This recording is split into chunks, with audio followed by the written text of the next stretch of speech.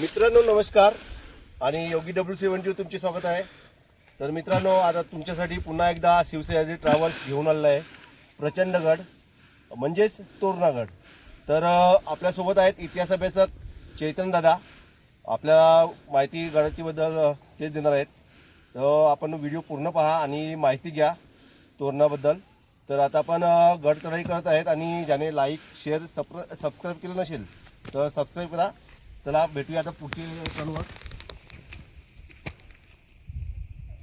पण बाजूलाच असणारा स्वराज्याची पहिली राजधानी दुर्गराज राजगड आपण त्यांच्याबरोबर 3दा गेला आहे। सिंहगड आपण एकदा गेला त्यांच्याबरोबर आणि पुढेही काही गोष्टी त्यांच्यासोबत इथे असतील पुरंदर किंवा इतर। तर आज आपल्याला त्यांच्याकडून तोरणागड बघायचं आहे, ऐकायचं आहे। तर मी पुढची सर्व सूत्र चैतन्य दादांकडे देतोय, ते आपल्याला माहिती देतील। दृष्टीने आपण आता कोणता किल्ला पाहणार आहे? नाही, प्रचंडगड। तोरणा तोरणा तोरणा हे तोरण काय आहे? महाराज काय म्हणतात ना, महाराजांनी किल्ला घेतला, स्वराज्याचं तोरण मानलं आणि तोरणा झालं, ह्या कथा असतात। मग इतिहास काय सांगतो? गुरुवारी आप्पा परब सांगतात की कितीही काय असू द्या, ज्यावेळी डॉक्युमेंट बोलतं ना त्याच्या पुढे कोणी बोलू शकत नाही। मग डॉक्युमेंट्स काय बोलतं की शिवाजी महाराजांनी किल्ला घेतला तर राजगड आणि तोरणा समवेत घेतला, एकत्र घेतला। बाकीच्या गोष्टी तर सांगत जाईल, पण तोरणा नाव आलं कुठून? तर या परिसरामध्ये म्हणजे आत्ता ज्या आपण मेटावरती आहे, मेट परिसर पण सांगतो, इथून खालच्या परिसरामध्ये, या परिसरामध्ये तोरण जातीची वनस्पती आहे। एक त्याला फळ पण येतं आणि ते खाल्लं जातं। त्या वनस्पतींचं प्रमाण जास्त आहे या परिसरामधून, म्हणून त्याचं नाव तोरणा। याचा सर्वात पहिला उल्लेख 1359 साली पहिला याचा किल्ल्याचा उल्लेख मिळतो तोरणा नावाने। त्याच्यानंतर छत्रपती शिवाजी महाराजांनी कसा किल्ला घेतला, काय घेतला हे आपण जाणून घेणारच आहे। पण सगळ्यात महत्त्वाचं म्हणजे आत्ता आपण कशासाठी आलेलो आहे, आपल्यात वेगवेगळे प्रकार पडतात। एक म्हणजे ट्रेकर्स असतो, एक असतो इतिहास अभ्यासाच्या दृष्टीने, आणि सगळ्यात महत्त्वाचं आता नवीन एक पिढी आलेली रील्ससाठी। तुम्ही कोणत्यासाठी आलेला आहे हे तुम्ही ठरवायचं आणि त्या दृष्टीने तुम्ही ते गोष्टी घेत जायचं। प्रत्येक गोष्ट इतिहासाशी निगडीत आहे आणि संदर्भाशी निगडीत आहे। आता ज्या ठिकाणी आपण उभं आहे हे ठिकाण आहे मेट। किल्ल्याची सुरुवात कुठे होतं तर रहाळापासून, आणि रहाळात गावं असतात आणि गावाच्या वरच्या बाजूला म्हणजे किल्ल्याकडे जाताना लागतं सर्वात महत्त्वाची गोष्ट म्हणजे मेट। आणि हे मेट पिलावरे, पिलावरे आडनावाची लोक इथे राहतात आणि मेट असल्यामुळं त्या गावाचं किंवा या परिसराचं नाव पडलं मेट पिलावरे। आणि त्या पिलावरे जी लोक असतात म्हणजे जी लोक होती आडनावाची, त्यांची देवता किंवा या ठिकाणी जुनी देवता होती वाळूंजाई, त्या देवीचं मंदिर म्हणजे इथं मंदिर आहे। आता ते नवीन रिकन्स्ट्रक्शन चाललेलं आहे, पण या परिसरात काही युद्ध घडलेली आहेत, ते युद्धांचे काही पुरावे या ठिकाणी आपल्याला उमटलेले पाहायला मिळतात। कोणी सांगू शकेल ते पुरावे काय आहेत? आत्ता बघतोय तुम्ही, बाजू देऊन आला त्याच्या। सगळ्यात महत्वाच्या म्हणजे समाध्या। यांनी इथं रक्त सांडलं म्हणून आज आपण इथे। वीरांचं काय प्रतीक असतं तर त्यांची समाधी, आणि ह्या समाध्या इथे त्याने देवीचं मंदिर आहे, त्या देवीच्या मंदिरापासून आपण पुढे निघूया। खालच्या टप्प्यावरची माहिती संपल्यानंतर आता शिवसह्याद्री ट्रॅव्हल्स सोबत जे गडप्रेमी आले आहेत त्यांना सर्वांना एक एक बॅच आणि चॉकलेट देण्यात येत आहे। आता सुरुवात झाली आहे गड चढण्याची, आपण पाहू शकतील मित्रांनो, पायथ्यावरून वरती जात आहेत सर्व गडप्रेमी। आणि रस्त्यातच आपण पाहिलं तर रोप लावली होती माल वाहतूक नेण्याची, तर ती तुटलेली आहे आणि त्यातमधलंच हे साहित्य आहे ते खाली उतरवत आहेत। तर नमस्कार, जवळजवळ आपण पाहू शकतील पाठीमागे महादरवाजा दिसत आहे आणि पोचायला आले आहेत। आणि मेन म्हणजे आमच्यासोबत आहेत गावडे साहेब 51, बघा तिकडनं आवाज आला 51 वय, आणि आपण पाहू शकतील की 51ची वाटत नाही। तर जवळजवळ 26 हां, जवळजवळ किती वाटतात? मी 26। हे किती वाटतात? हे माझ्यापेक्षा लहान आहेत खरं तर, पण ते आता वाढवलं त्यांनी वय। अशी पर्सनॅलिटी पाहिजे, 51 झाली तरी वाटत नाही। आणि खरंच का तर गड किल्ले चढाई आहे फिरतात। आणि तेवढी फिटनेस आहे, तर नक्कीच फिटनेस हवा असेल तर गड किल्ले नक्कीच सर करा। तुम्हाला काय बोलायचं? तुम्हाला बोलायचं का? शिवराय. जय शिवराय. खरंच हे बघ, अंबाबाईतील चढाई एकदम 90 डिग्री सांगू शकतील चढाई आहे. आणि तर रस्ता पण कच्चा एकदम अवघड आहे चढण्यासाठी.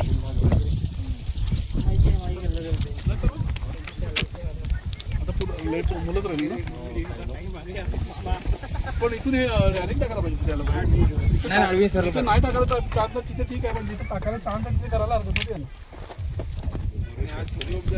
तू बसून राहा, हे याला बसू दे, येता वेळ घेऊ, चालेल ना?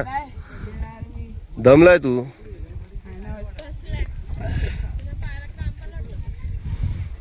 जवळजवळ 2.25 तासानंतर आम्ही पोचले दरवाजाजवळ आणि आम्ही सर्व निवांत बसले, कारण चैतन्यदादा आता माहिती देण्यास सुरुवात करणार होते. आपण जे फिरतो फक्त बघण्यासाठी फिरत नाही, तर ज्ञान घेण्यासाठी फिरत असतो. बरीचशीच लोक गडावरती संवर्धन करतात. किती लोक संवर्धन करतात आपल्यातले? त्यांना खडा कळलाय का? तर हीच माती आहे ज्याने इतिहास घडवला, आणि तीच माणसं आहेत ज्यांनी इतिहास सांभाळला. आपला इतिहास आजपासून म्हणजे शिवाजी महाराजांपासून चालू नाही होत.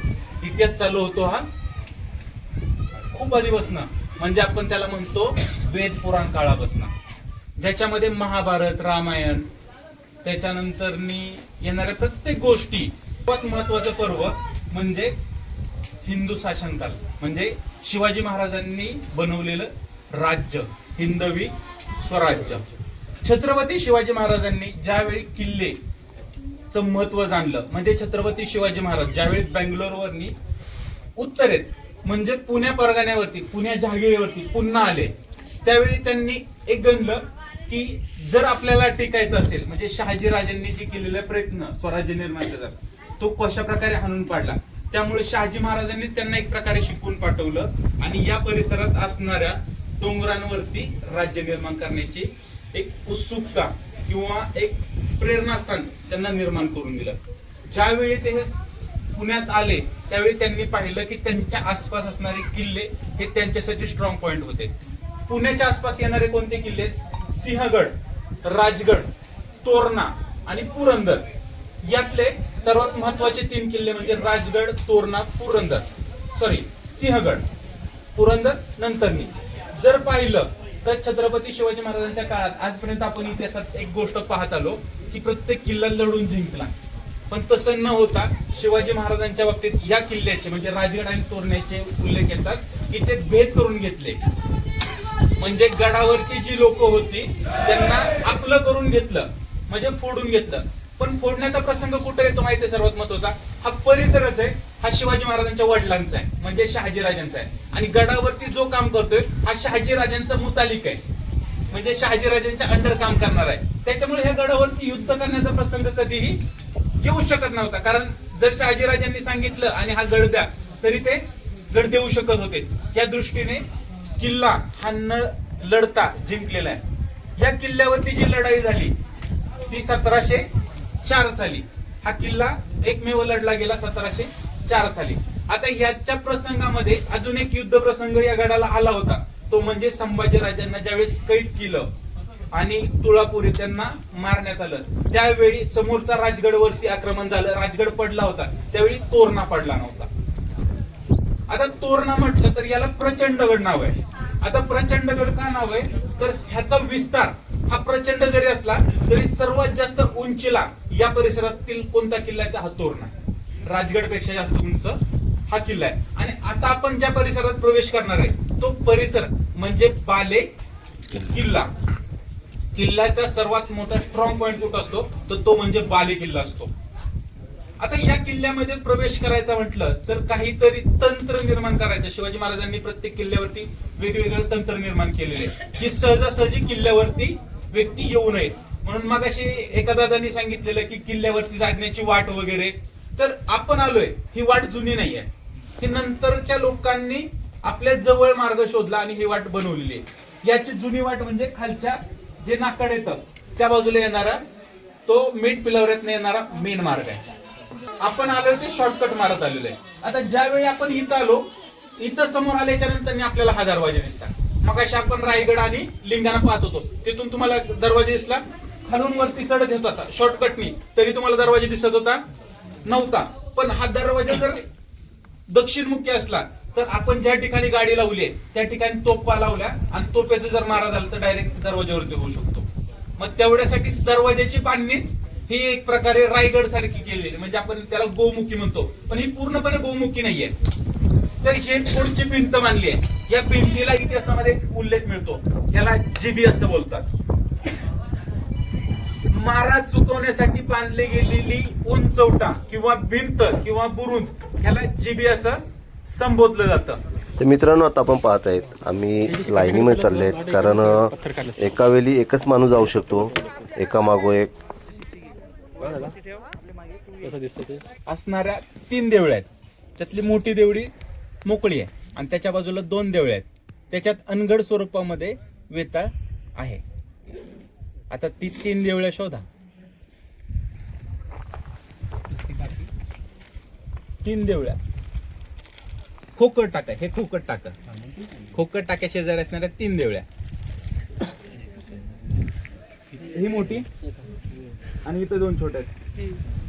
आणि त्या छोट्या देवळ्यांमध्ये तो आहे असं सांगितलं जातं. 12 वाजल्यात. विषय काय आहे, आता बऱ्याच जणांनी हिथं त्याला दाखवून खाल्लेलं आहे. मग दिलं नाही, द्यायला पाहिजे होतं. कोणीकडे गेले आधी सांगतो. तुम्ही तिकडे गेलो होतो, हे म्हणली मला मी नारळ आणलाय. अजून एक म्हणजे ह्या खोकट टाक्याच्या शेजारी पिसा नावाचं झाड होतं. आता ते झाड नक्की काय होतं ते संबंध नाही, पण त्या कागदपत्रात मला मिळालं तेव्हा त्याला पिसा नावाचं झाड. अजून एक ही जी वास्तू आहे त्या वास्तू म्हणजे अंबारखाना, आणि अंबारखाना म्हणजे धान्य गोटा. हत्तीची अंबारी नसते होय. बऱ्याच लोकांच्या डोक्यात येते की हत्तीची अंबारी नसते. अंबारखाना म्हणजे धान्य ठेवण्याची जागा. गडावरती जी रसद ठेवली जायची तर ती अंबारखान्यात ठेवली जायची आणि ते हे ठिकाण असावं असं सांगितलं जातं. पण माझ्या अभ्यासानुसार हे ठिकाण ते नसावं, ते दुसऱ्या ठिकाणी असावं. तर मग ही जागा काय आहे, तर या बाजूने येणार हा इथं खाली दरवाजा आहे. किल्ल्याचे 2च भाग आहेत, एक किल्ला आणि एक बाले किल्ला. खालच्या बाजूला एक आहे, या बाजूला एक आहे, आणि दोन्ही ठिकाणी वेगवेगळ्या सदरी चालत असते. मग सदर कुठे असते तर दरवाजाच्या जवळच्याच परिसरात, जेणेकरून एखादा व्यक्ती गडावरती आला तर त्याने इतरत्र न फिरता सदरेवरचं काम करून त्याने तिथल्या तिथं माघारी उतरलं पाहिजे. मग तेही हे असावं असं म्हटलं जातं. आता हे बांधकाम दिसतंय ते नवीन पद्धतीने बांधलेले. विचारू शकता दादा, मी काय म्हणतो, जसं आपला पुण्याला शनिवार वाडा आहे बरोबर, त्याच्या आतमध्ये जसे ते राहणीमान वगैरे, तसं आपल्या किल्ल्यामध्ये राहणीमान वाडे. कसं आहे? हा, गडावरती राहायला कुटुंब कबिलेसहित फक्त 3 लोकांना परमिशन असायची. एक म्हणजे हवालदार, दुसरा म्हणजे सबनीस आणि कारखानीस. याच 3 लोकांना परमिशन असायची. त्याच्यामुळे त्यांची घरं म्हणजे त्यांची सुलवानं गडावरती सेपरेट पेटत असावीत. याच्या व्यतिरिक्त गडावरती कुणालाही मोठ्या प्रमाणात वास्तव्य करण्यासाठी परवानगी नाहीये. मग ते काय करायचे तर आपल्याकडं शिफ्टनुसार काम चालतं, दिवसात 8 तास लोक यायचे, तसं गडावरती दिवसांनुसार कामं चालली जायची. म्हणजे एखादा गडावरती मावळा किंवा शिबंदीवरचा शिलेदार गडावरती आला तर तो ठराविक दिवस इथं राहायचा आणि ठराविक दिवस त्याच्या घरी जाऊन राहायचा. म्हणजे महिना त्या पद्धतीने भरला जायचा. मग त्यांच्या राहण्याखाण्याची सोय ही सरकारातनं व्हायची. म्हणजे त्याच्यासाठी कुणबिनी म्हणजे स्वयंपाक बनवणाऱ्या स्त्रिया ह्या गडावरती असत. फक्त स्वयंपाक बनवण्यासाठी जे कामगार असत त्या फक्त गडावरती असत आणि त्यांच्या तिकडं हे चालायचं. त्याच्यामुळे ह्यांच्या राहण्याच्या जागा कुठं असायच्या, ज्या ठिकाणी ते पहारा देतात. जसं आपण दरवाजावरची देवडी पाहिली, त्या तिथं जे पहारा देणार आहेत ना त्यांच्या राहण्याची सोय तिथंच. त्यांना दुसऱ्या कोणत्या गोष्टीची गरज नाही. गरज कोणत्याची? शौचकूपाची. तर प्रत्येक ठिकाणी प्रत्येक किल्ल्यावरती शौचकूप आपल्याला बघायला मिळतं. त्याच्यामुळे गडावरती मोठ्या प्रमाणात वाडे असलेले अवशेष आपल्याला फक्त रायगडलाच बघायला मिळतात.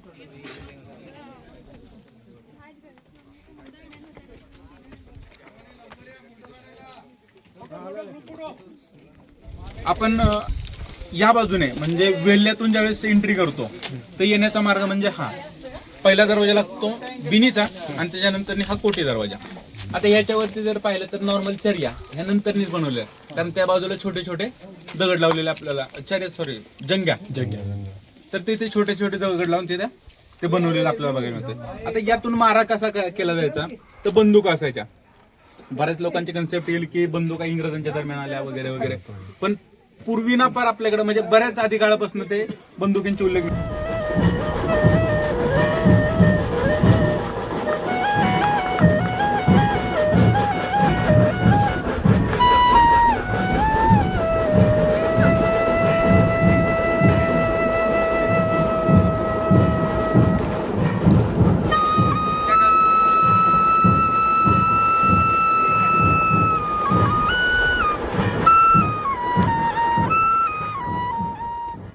आता आपण जो बालेकिल्ल्याचा परिसर बघतोय, याचबरोबर आपण जे खालच्या बाजूला या बाजूला बघतोय तर ती झुंजार माची, म्हणजे सगळे त्याला झुंजार माची म्हणतात, पण जुन्या ऐतिहासिक संदर्भामध्ये त्याला झुंजार मल्ल माची असं उल्लेख मिळतो.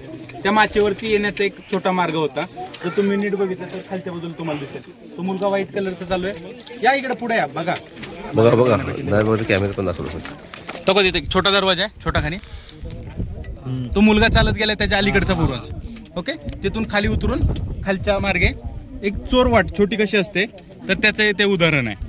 तर ह्या माचीवरती समोरच्या बाजूला जो डोंगर उंचवट्याच दिसतोय समोरच्या बाजूला त्याला चिंबळा असं बोलतात, आणि हाच डोंगर सोंड खालच्या पाली गावात उतरते. आणि जसं आपण ह्या बाजूला बघतोय, ह्याच बाजूला खाली गाव आहे वेल्ला. आपलं पहिल्या प्लॅनिंग नुसार आपली गाडी येणार होती हे वेल्ले गावात, आणि त्या वेल्ले गावात आपल्याला ट्रेक करत गडावरती यायचं होतं, पण हा लांबचा पल्ला असल्यामुळं आपण गाडी मेटपेलावरे मार्ग आणली. हे समोर दिसते ते गुंजवणे धरण. आता 2 मिनिटं सगळ्यांनी बळी देण्याची प्रथा आपल्याला प्रत्येक किल्ल्यावरती पाहायला मिळते. सगळ्यात महत्वाचा कागद तोरण्याचा सापडला आपल्याला, त्याच्यामध्ये बळी देण्याची प्रथा कशी चालत आलेली त्याची नोंद आपल्याला मिळाली. याच्यामध्ये सरकारातनं दरवर्षी म्हणजे 3 वर्षानंतर गडावरती रेडा बळी दिला जायचा. आता याच्यामध्ये सरकारातनं 3 रुपये मंजूर व्हायचे. ते 3 रुपये मंजूर म्हणजे घेऊन लोक खाली जायचे, आणि खालच्या देशमुखांच्या गावांमध्ये ह्या गावांमध्ये चांगल्या प्रकारचा म्हणजे बळी देण्याच्या प्रथेला अनुसरून असणारा रेडा निवडला जायचा, आणि त्या मालकाला ते पैसे दिले जायचे. तो मालक काही न बोलता ते पैसे घेत असे. त्याच्यानंतर तो आणून धरणाच्या पलीकडच्या बाजूला गाव आहे, त्या गावात आणून चौकात बांधला जायचा. ते गाव आहे त्या गडावरच्या देशमुखाचा. तिथं बांधला जायचा. तो बांधून ज्या दिवशी म्हणजे रेडेनवमी किंवा खंडेनवमी असं बोलतात, नवरात्रीच्या आदल्या दिवशी तो रेडा तिथं चौकात मंदिरासमोर नेला जायचा. जो शिपाई असेल तो किल्लेदाराच्या किंवा देशमुखाच्या हातात तलवार द्यायचा म्हणजे तोफ द्यायचा, आणि तो पहिला वार तिथं करायचा त्याच्या नागपुडीवरती. आणि त्या नागपुडीवरचं रक्त सांडत सांडत ह्या मधल्या टप्प्याला जी मुलं उभी आहेत तिथे एक रेडेपट्टी नावाची दगड आहे, तिथपर्यंत त्याला आणलं जायचं, आणि तिथं आणून मग त्याचा बळी दिला जायचा. अच्छा, म्हणजे राजगडावर तो सांगितलं तसं. हा, तिथं बळी दिल्याच्या नंतर त्याचे बारीक भाग केले जायचे. त्याचा नैवेद्याचा भाग एक वेल्ले गावातील लक्ष्मीच्या मंदिराला जायचा, आणि बाकीचा भाग हा गडावरती आणला जायचा. पण गडावरती आणताना तो रंजाईच्या मंदिराकडे नेला जात नसे, तो बाकीच्या ठिकाणी नेला जायचा. अच्छा, आणि तो इतरत्र फेकला जायचा. का तर आसपासची जी भूत आहेत त्यांच्यासाठी तो नैवेद्य असायचा. रात्रीच्या वेळी संध्याकाळच्या वेळी घुगऱ्या बनवल्या जायच्या. घुगऱ्या माहित आहेत? ज्वारीच्या, गव्हाच्या, म्हणजे एक ह्याच्यामध्ये असतात. आमच्या परिसरामध्ये बारशाला असतात नामकरण सोहळ्यामध्ये, तर त्या बनवल्या जायच्या. आणि विशिष्ट जातीची लोक असायची ते बनवण्यासाठी किंवा हे करण्यासाठी, त्यांना घेतलं जायचं आणि गडाच्या तटावरनी ते खाली फेकले जायच्या. त्यावेळी मराठीत आणि हिंदीत आरोळ्या दिल्या जायच्या. त्या आरोळ्यांबाबतीत काही उल्लेख मिळाले नाहीत. मग त्या आरोळ्या देऊन ते शेवट यायच्या वरच्या मेंगाई मंदिरापाशी, आणि त्यावेळी आतमध्ये जो पुजारी त्याला सांगितलं जायचं की आम्ही आमचं काम करून आलेलो आहे, आता आम्हाला अंगारा द्या. मग तो देवाचा अंगारा त्यांना दिला जायचा. आपण पाहत आहेत तर काही समाधी आहेत, आणि बाजूलाच आहे महादेव मंदिर शिवशंकर. तर आता आपण बरेच फिरून दमलेले आहेत. तर श्री मेघाई देवी मंदिरात आता आपण विश्रांती घेणार आहेत. जो कोणी सुका खाऊ आणला आहे तो खाणार आणि पुढच्या मार्गाला निघणार आहेत आपण.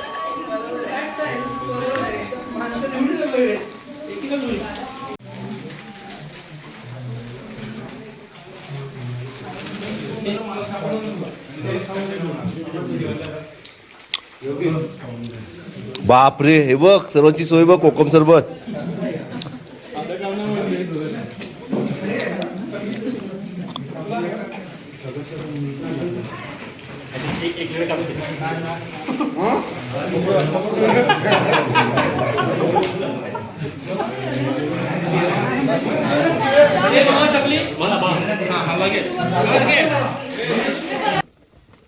मित्रांनो, जवळजवळ दुपारचे 2:30 झाले आहेत आणि परतीचा रस्ता पकडण्या अगोदर आम्ही थोडीशी लांबूनच माहिती घेणार आहेत. कारण लांबचा प्रवास असल्यामुळे उतरायला सुरुवात करणार आहेत. बुतला त्याच्यावरती जे ठिंग ना त्याला बुतलं असं म्हणतात, म्हणून ते बुतला म्हणतात. आता जर नीट पाहिलं इकडच्या बाजूला एक तुम्हाला खालच्या बाजूला आपला बुरुंज दिसतोय. तो बुरुंज एक वेगळ्या प्रकारचा आहे. हा सेम राजगडला तसे बुरुंज आहेत. त्याला काय म्हणतो आपण?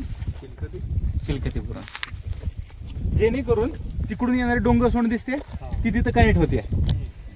म्हणजे शत्रूला सहजासहजी तट नाही भेटला पाहिजे म्हणून तिथे तो चिलकती बुरुंज बांधलेला. आणि त्याच्यात एक्झॅक्ट समोरच्या बाजूला थोडंसं मधल्या खळग्यामध्ये तिथे एक दरवाजा नाही, मोठा दरवाजा आहे. या बाजूला 2 मोठे दरवाजे आहेत.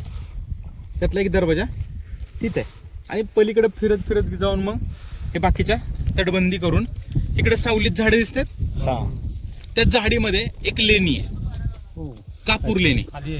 बारागडवाल्यांना नक्कीच माहित असेल. त्या झाडातच आहे आतमध्ये. मोठी आहे आतमध्ये मोठी आहे पण जाण्याचा मार्ग एवढाच आहे.